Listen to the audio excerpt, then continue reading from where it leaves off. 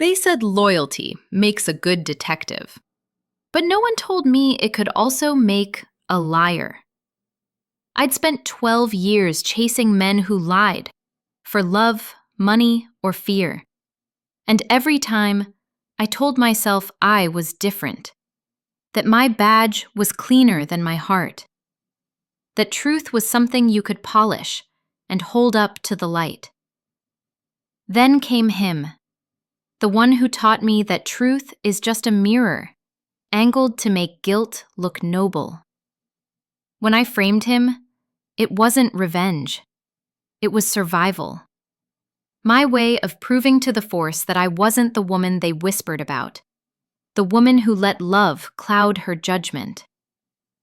But when the verdict came back not guilty, I felt something snap inside me.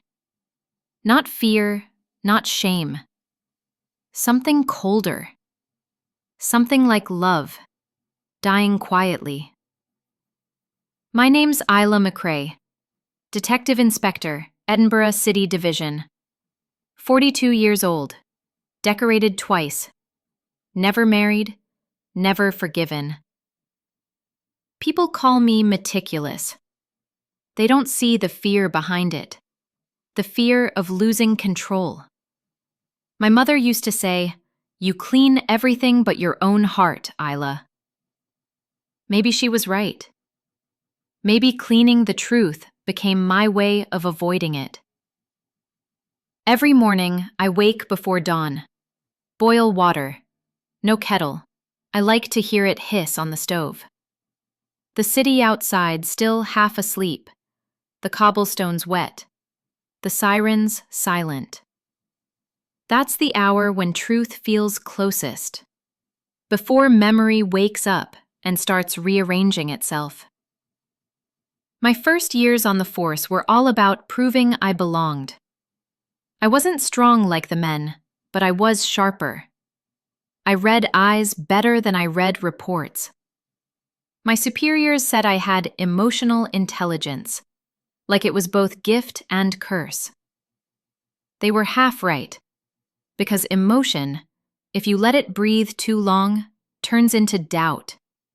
And doubt was the one thing I couldn't afford. He came into my life during a fraud investigation, an art gallery scandal near Leith. His name was Callum Reid. He wasn't the suspect, not at first, just a consultant, an art historian with a voice like dusk and a stare that felt like confession. He spoke softly, like every sentence was an apology he'd already rehearsed. I remember the first time he looked at me across that interview table, the way his eyes didn't flinch. He wasn't afraid of me. That was new. That was dangerous. We started meeting outside work, first for coffee, then late-night walks through Dean Village. It felt like crossing a river without realizing there's no bridge back. He told me he loved how I never smiled when I didn't mean it. I told him I didn't believe in redemption. He said, "That's why I do." Maybe that's where it began. Not the affair, but the fracture. The quiet, slow erosion of a woman who once believed duty could erase desire. Because love, in the life of a detective, is not a blessing. It's evidence waiting to be used against you. And when the storm finally came, when the department began whispering about my divided loyalties, about the art historian with too much access to classified files, I did what I was trained to do. I defended myself by destroying him first. The complaint came wrapped in courtesy, a closed-door chat, the kind that smells like cologne and ends with paperwork. Professional standards wanted to clarify boundaries.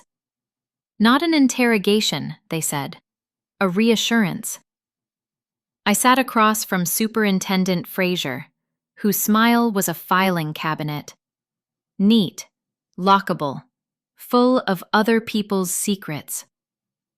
He placed a printout on the table, a photo of Callum and me outside a cafe in Stockbridge, the night air holding our words like mist. 2 months old, cropped at the hands, as if honesty began or ended at the wrists. "You understand the optics, Inspector McRae," Fraser said. "I understand duty," I answered. He nodded as if we were both right, which is how they win. He asked about access logs, who had viewed what, when, for the Leith Gallery fraud. He asked how an independent consultant had navigated our internal systems better than some sergeants. He asked if I believed in coincidence. "I believe in patterns," I said. "And where do your patterns lead?" "Not to him." He smiled again. "Your loyalty is to the force." I signed the statement they put in front of me, not because it was true, but because it would be if I forced it to be. That is the first betrayal, not of him, not even of myself, but of time. You decide in advance what the past will mean. After that meeting, the corridors felt narrower. Jokes stopped when I walked in. Reports reached my desk already censored with politeness. I felt my name being pronounced in italics. Loyalty became a cliff I kept walking toward, telling myself it was a road. The case grew teeth. Money had bled through 3 exhibitions. Landscape sold above market by a cozy circle of lenders, forged provenance papers, a dead end in the ledger that claimed to be a door. Somewhere in that maze was a crate that moved on a rainy night, a courier who forgot to be careful, a painting that wasn't a copy until it was.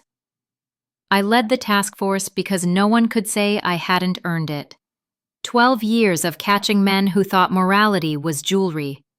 On when people noticed, off when no one looked.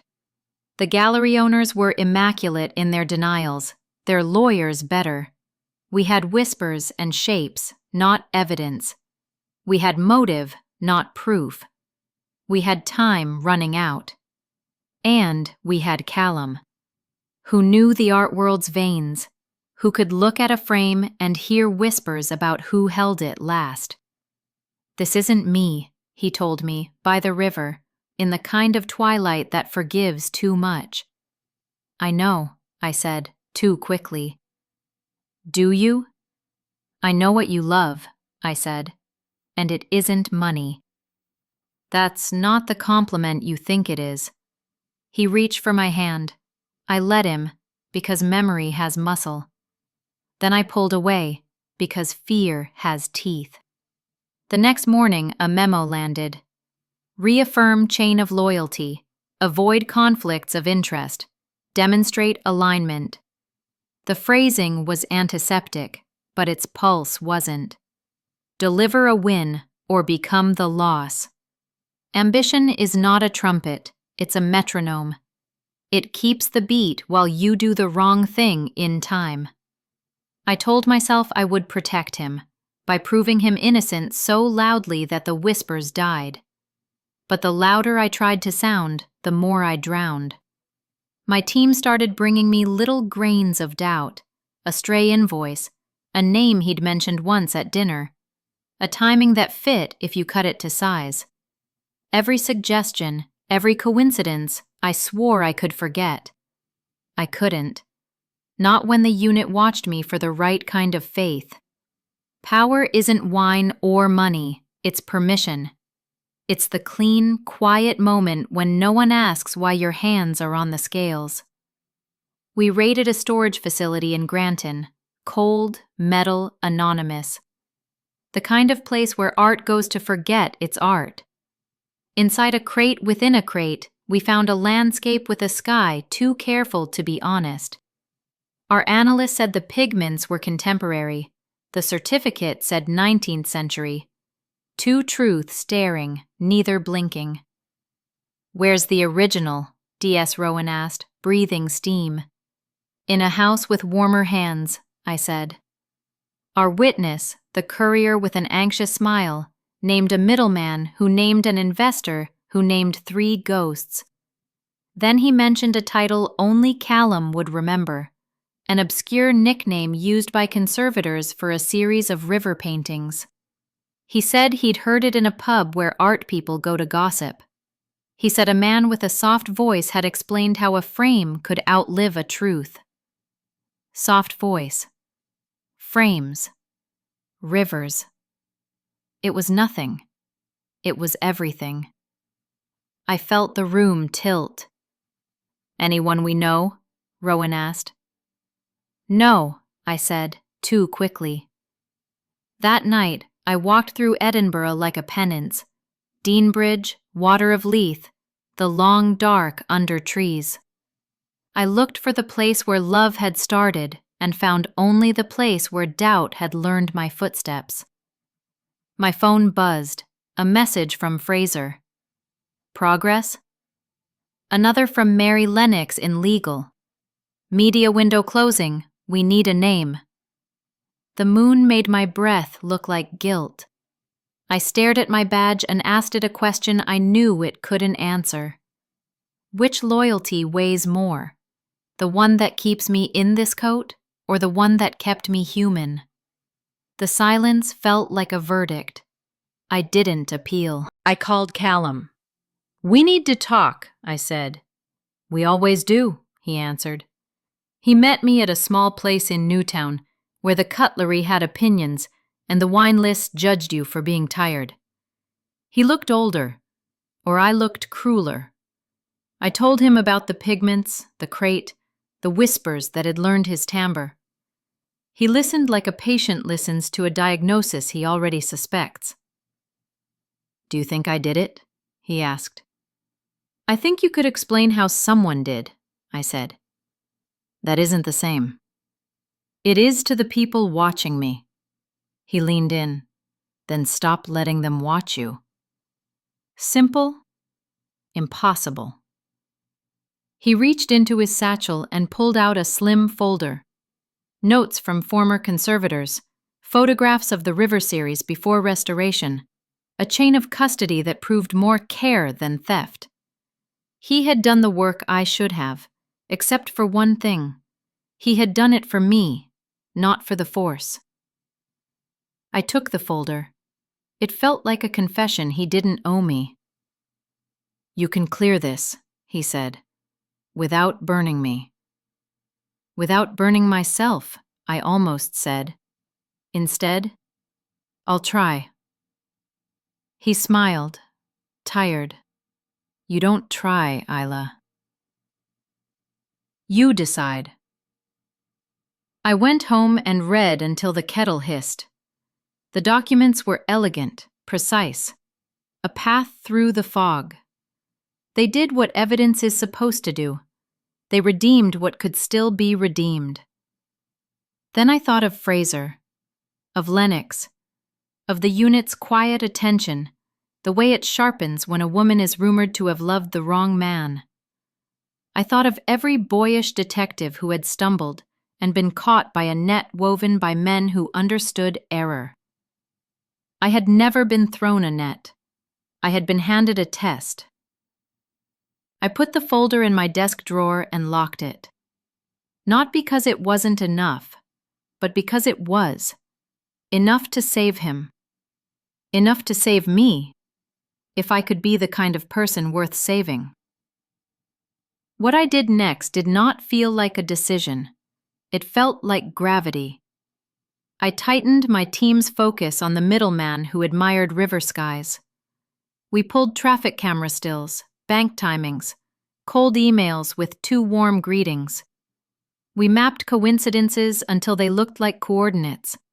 We shaped a story the city would believe, because it had the right villain, and the right heroine, and the right ending. I visited the gallery alone, after hours, the caretaker yawning a permission he shouldn't have. In the hush, I walked the perimeter where the cameras blinked like tired gods. I stood before a painting I had stared at with Callum once, and listened for the sound I'd pretended not to hear. My pulse. arguing with my training. On my way out, I paused at the security desk. "We'll need last month's visitor logs," I said. "They've already gone to CID," the caretaker said. "I know," I lied. "Just confirming." The next day, a log surfaced with a name that grew teeth as it rolled across desks. His name. The date was awkward but survivable. The time was rough but survivable. The narrative was perfect enough to forgive its splinters. Rowan looked at me, searching my face for permission to be righteous. "We've got him," he said. I nodded. My throat tasted like metal. The warrant request wrote itself because I wrote it. The arrest felt like a liturgy everyone had learned by heart. I watched them cuff him with the gentleness you save for former intimacies, a politeness that cut deeper than cruelty. He didn't fight. He stared at me, not with betrayal, but with a steady quiet I couldn't translate. "This isn't you," he said. "It is now," I answered. In the interview room, our table remembered us. He placed his hands flat like he had nothing to hide, which made my certainty feel theatrical. Fraser watched from behind the glass, arms folded in a confidence he borrowed from my posture. "We have logs, we have timings, we have a crate that moved when you advised it to sleep," I said, voice clipped, pace professional. "You have a story you need," he said, "and you have one you can't afford." He asked for a lawyer. Of course he did. I excused myself. Of course I did. In the corridor, Rowan hugged the air like triumph. "You did it," she said. I said nothing. Silence felt like competence. I slept that night with my badge under the pillow, like a child with a talisman. My mother's voice visited. "You clean everything but your own heart." I told her I was cleaning the force instead. She didn't answer. Mothers have their own courts. Press arrived. Statements were made. The city loves a neat villain. The unit relaxed. Not completely, but enough to breathe without accusing me of breathing wrong.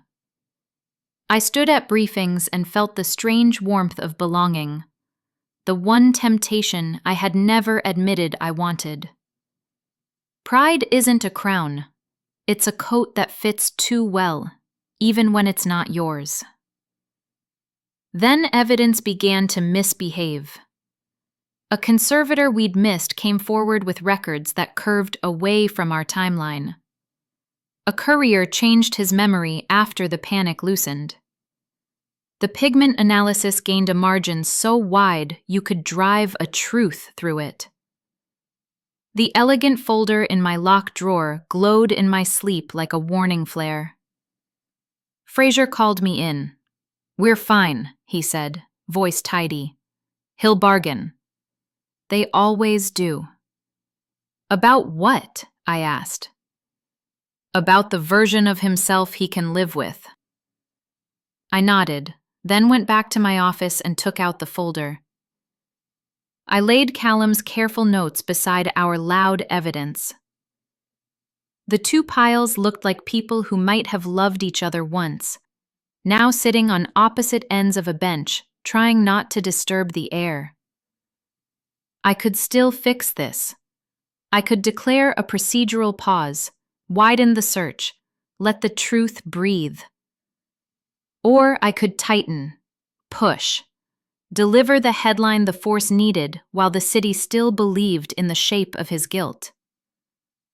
I looked at my badge.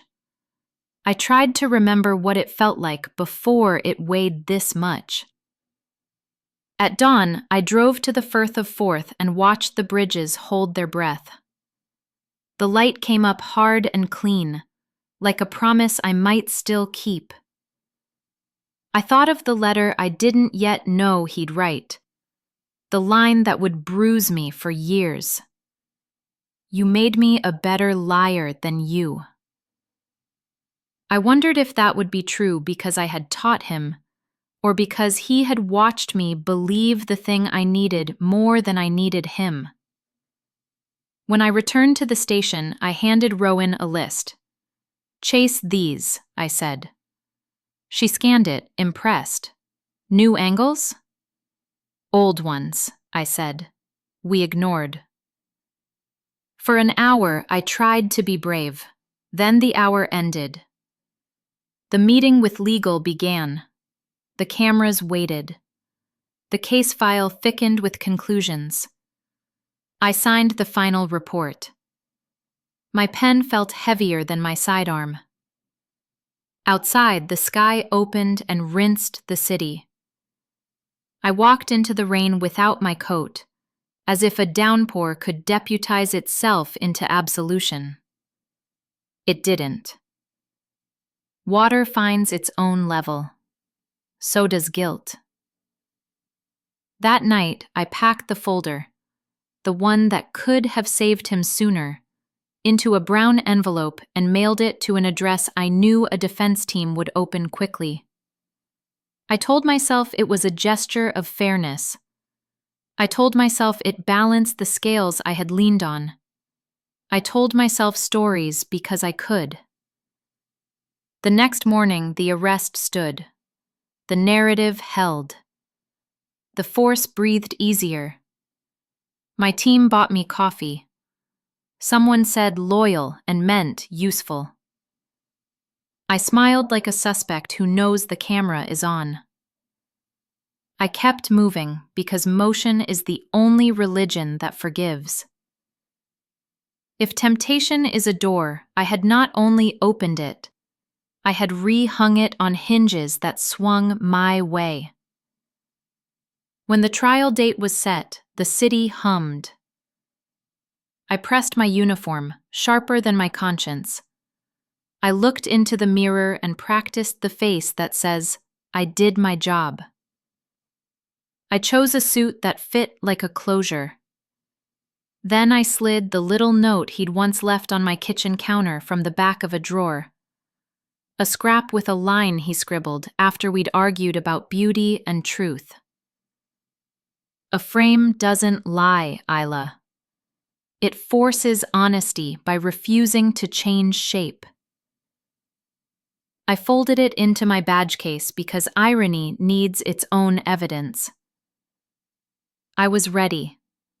For the headlines, for the testimony, for the version of me that would be applauded in rooms where doubt had no chair. In the quiet before court, I found myself whispering a prayer I didn't believe in. Not for victory, for the courage to survive the person I had become. The doors opened. The lights did what they always do. They made everyone beautiful and no one forgiven. They call it momentum, that humming energy that keeps an investigation alive when everyone's tired of questions. But momentum is just moral gravity disguised as professionalism. The trial opened like theater. Reporters lined the steps outside Edinburgh High Court, rain polishing their microphones to silver. My name was whispered like punctuation between his. Detective Inspector Isla McRae, they said. A badge, a story, a promise of justice. Inside, I sat behind the prosecution, spine straight, palms dry. The robe, the gavel, the ritual, it all smelled of order. Order was my drug. When the clerk called Reid, Callum, he rose with that quiet defiance only the innocent or the damned can manage. His eyes swept the room once, found me, didn't linger. That hurt more than I expected. The Crown's opening was clinical. Provenance fraud, falsified documents, motive, financial desperation. They quoted our evidence chain, every log, every email. I recognized the rhythm because I'd written the music. And as the jurors nodded, I felt the seduction of competence tighten around my throat. I told myself this was justice. I told myself I was protecting the institution that gave me purpose. I told myself that his arrest had saved both our reputations. Lie, repetition, belief. That's the sequence that makes a conscience sleep. When I took the stand, my oath tasted metallic. State your role in the investigation. Lead investigator, Art Crimes Division. Did the accused have access to the falsified provenance files? Yes. Did you personally verify the log entries? Yes. Do you believe the accused knowingly facilitated the forgery? I do. 3 words. They echoed longer than the judge's gavel. The courtroom air thickened. Reporters scribbled. Callum looked at me, not with anger, but recognition. The kind you give someone who's finally become what you always feared they would. During recess, colleagues shook my hand. You held your nerve, they said. Brilliant work. Their praise slid down my skin like rain on glass. I smiled back because smiling is a survival instinct. That evening, in the station bar, they bought me whiskey. To loyalty, someone toasted. I clinked glasses, heard the sound of chains. I told myself I deserved a night to breathe, but breathing felt like lying to the air. By midnight, I was drunk on relief, on approval, on the illusion of righteousness. Power is not loud. It hums. It persuades you that destruction can look like protection. Days blurred into testimony, cross-examinations, witnesses contradicting themselves just enough to keep hope dangerous. I kept control, always composed, never sentimental. Until the defense played a short recording, Callum's lecture from a university symposium, talking about the same series of paintings I'd used to implicate him. His voice steady, meticulous, explaining the forgeries he had exposed, not committed. The room shifted. I felt my heartbeat in my ears. The prosecutor objected, sustained. But the jury had heard the sincerity in his tone, the way truth sounds when it no longer expects to be believed. I left court early that day, citing illness. Outside, the air smelled of sea salt and exhaust. I walked down Prince's Street until I couldn't tell if the trembling in my hands was guilt or withdrawal from validation. I stopped by the river where we'd first met, Dean Village, twilight bruising the sky. In the reflection, I saw a woman who had traded warmth for certainty. I whispered to her, "You did the right thing." And she whispered back, "Then why do you look like the accused?" Verdict day arrived with a kind of cruel calm, that heavy silence before a storm decides what it wants to destroy. I dressed like a professional, not a believer. My uniform pressed, my face arranged into neutrality. Inside, something soft was caving in. The jury took 3 hours, long enough for doubt to stretch its legs. When they returned, I read their eyes before their words. I'd learned that trick. Truth always shows up first in silence. Not guilty. 2 syllables. A clean wound. The courtroom shifted, murmurs rising like surf against stone. Fraser's jaw tightened. Rowan looked at me for a cue, a flicker of outrage, an appeal, something. I gave her nothing. The badge teaches you to bleed inward. Callum stood slowly. He didn't smile, didn't speak. He just looked at me with that unbearable gentleness that love sometimes leaves behind.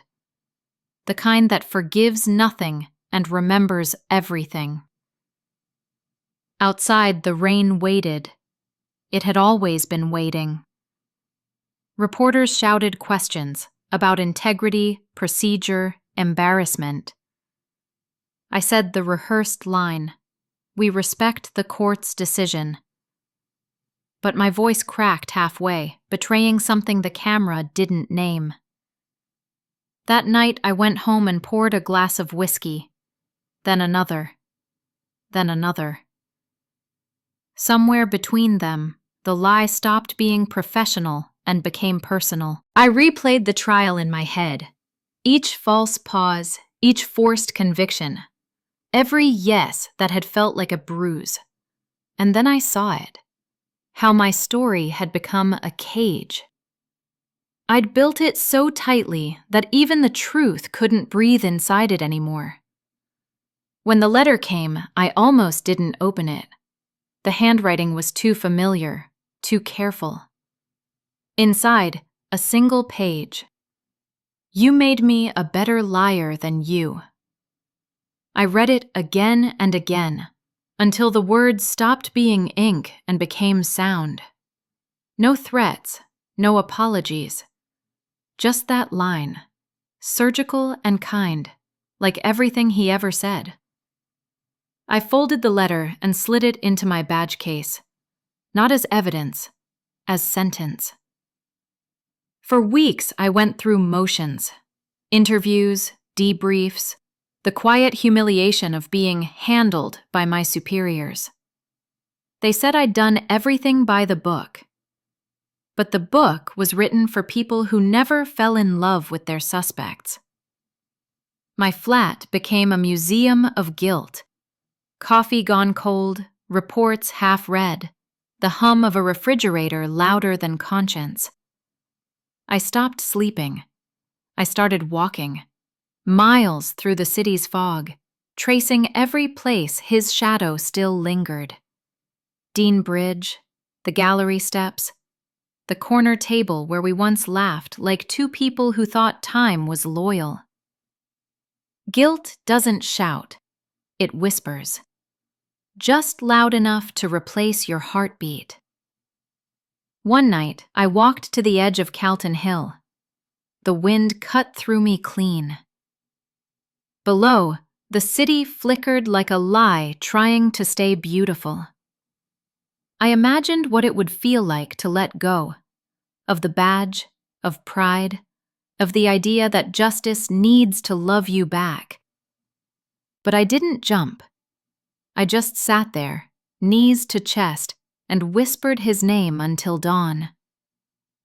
By morning, the sky had turned forgiving again. Or maybe I had just stopped expecting punishment from it. I went back to work. My desk was smaller now, metaphorically and otherwise. Fraser nodded when he passed, the way people nod at survivors of quiet scandals. The force had moved on. Cases pile up, names fade. Truth resets itself like a crime scene scrubbed too clean. But I kept the letter. Every time I opened my badge case, I saw it folded neatly beneath the shield. Proof that guilt can still protect. Proof that even after the collapse, something in me refused to forget how it felt to lie for love. It's strange what guilt chooses to leave behind. Not the faces, not the places. The sounds. The scrape of a chair when truth finally sits down. The click of a lock that doesn't want to open anymore. Months passed. The case file was archived, resolved, no further action. But nothing felt resolved, not even the air. I worked smaller assignments now, petty thefts, noise complaints, missing bicycles.